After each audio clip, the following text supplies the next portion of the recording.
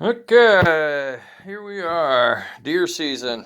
Got broke into and lost a lot of my hunting gear.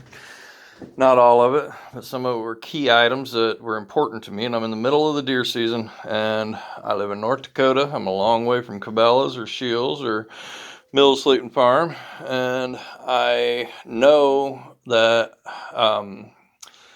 I love my gear the same as you do. I know there's eBay. I know I can order things online. But there was, if you deer hunt at all, you know there's different weather, different events, different times of the year that require different clothing.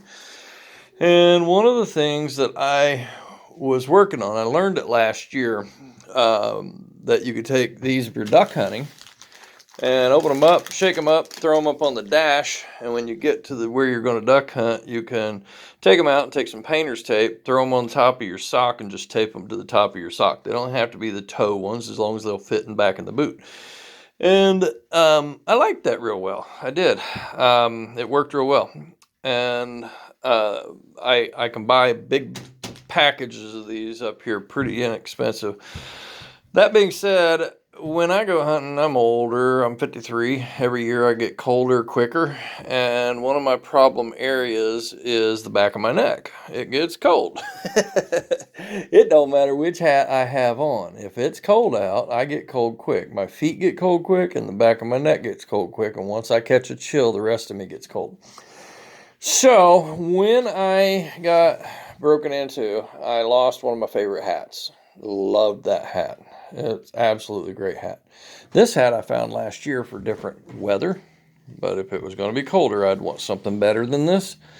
And the better than this got stolen.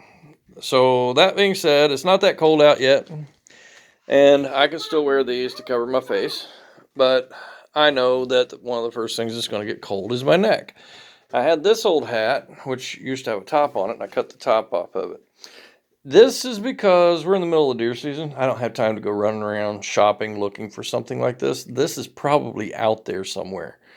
It's just an idea that I had, and that was to wear a hat that I could fold up on the back of my neck and then tuck these in it. And that was the only hat I owned that would let me do that last year. This year, I cut the top out of it, sewed it together, and sewed these little pockets in it. So this will hold these. I'm not going to do it now because I don't want to waste those, but this will hold them in here.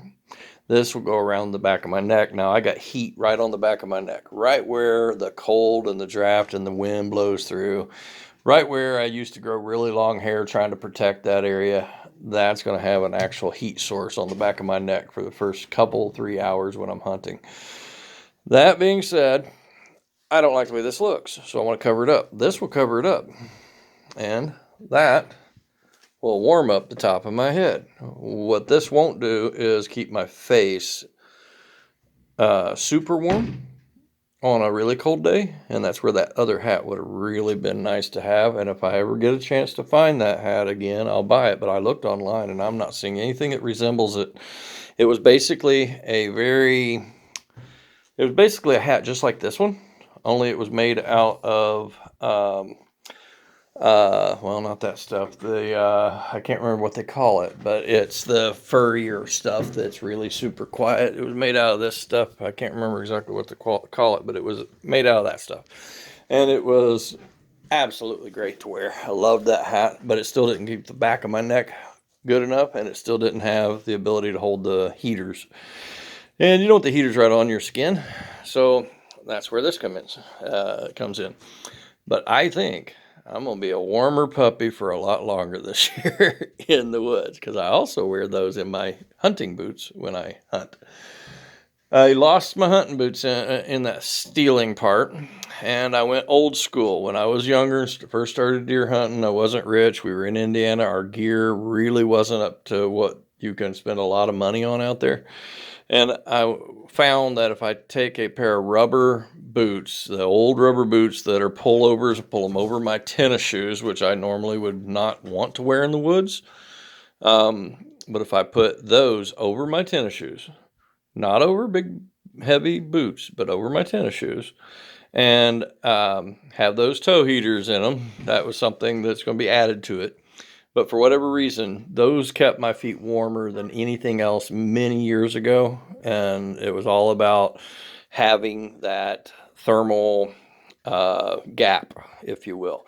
In other words, my feet would generate heat, but the heat would go through the hunting boot and right out. And the fact that it's got an air gap in there, it acts like an insulation. And it actually keeps my feet warmer. They're noisy. They're not easy to climb up a stand with. They're big and bulky, but they work. They work because they're rubber. They don't hold human scent. They cover the human scent that'll be on this. I can spray them down with scent away before I ever put them on. And so I'm excited about that part. I actually considered buying those, and it was just because all these super $100 million boots just weren't getting it for me. I just could not see spending the money. The boots I lost were $80 pair of rubber boots that were lace up, and they were nice, and they were camo, and they were made for hunting, and they were old, and they were wore out, and it was kind of a given. Now I'm in the middle of a hunting season. I want to go hunting, and I don't have time to do the best of the best on everything. So I'm making do with what I got and fixing some very real problems at the same time. For you gearheads out there, if this don't exist, make it. If it does exist, make it easy for me to find, because I ain't found it yet and I don't have time to do a lot of shopping. So that being said, these 3 items are going in the wash, and I'm probably going hunting tomorrow afternoon. I would go first thing in the morning, but the truth is, I'm tired. I had 3,200 miles this week. I drive a truck. And I had 3 nights that all started back to back at midnight, including midnight last night. And we're talking, 5, 6 o'clock this evening or whatever time it is right now. And the only reason I'm still up and did not go back to bed was because I'm babysitting my wonderful granddaughter, which I am absolutely thrilled to have over at my house. So I'm not worried about missing a morning hunt, but sometime tomorrow I'm going to go ahead and get geared up now tonight. And sometime tomorrow, I hope to do an evening hunt somewhere. I've got several locations. I haven't decided. I'll make those decisions based on the wind and the weather and, that kind of stuff. But I want to get the clothing ready. Where is my hunting gear right now compared to where it was last year as far as colder weather? Because colder weather is going to set in real quick. I have some scent lock. I have a scent lock suit that I wore that's also made out of that furry stuff. Can't remember what it's called. I can't believe it's escaping my mind. But it was great. Honestly, it was the warmest suit I ever had, ever. And it was bib overalls and a coat. And I lost the coat half of that. I still got the bib overalls, but I lost the coat half of that. So we're going to see how far we get before I actually wish I had a better coat. At that point, I'm probably going to stop hunting, just because I don't want to spend another $400 this year to fix what a thief did to me last week.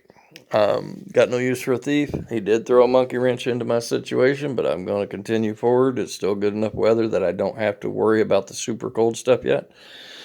Tomorrow morning, it'll probably be about 30 degrees. I think we're good with what I currently have for 30-degree weather. It'll only warm up as the sun comes up. Up to 40s and 50s, but we'll have to wait and see. As the day goes on, it may get up close to 60 degrees before I ever walk out the door. So at that point, all I got to do is worry about, as the sun goes down, just how cold is it going to get, and just how cold am I going to get. And the truth is, I have a little bitty cold or allergy, and I don't want to explode that into a full-blown sickness, and therefore I may not go hunting at all tomorrow. But I want the gear ready in case I'm ready, so we'll see how it goes. This was fun. I enjoyed doing this. I'm glad I corrected this. I just wanted to share it with whoever has the opportunity to look at this, but I'm going to label this video homemade neck warmer. Thanks, and have a great day.